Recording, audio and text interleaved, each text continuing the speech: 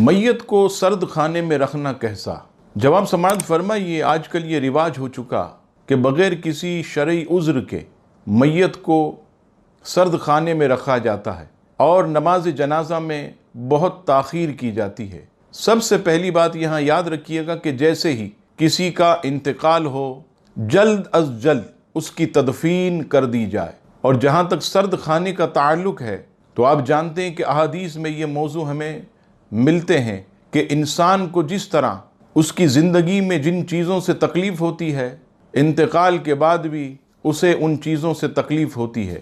مثلا زیادہ گرم پانی ہو تو انسان کو تکلیف ہوتی ہے، زیادہ ٹھنڈا پانی ہو تو انسان کو تکلیف ہوتی۔ اسی طرح میت کے لیے بھی غسل کے وقت زیادہ ٹھنڈا پانی استعمال نہ کیا جائے، زیادہ گرم پانی استعمال نہ کیا جائے، نارمل ہو جو کہ عام حالت میں انسان اپنی زندگی میں استعمال کرتا تھا۔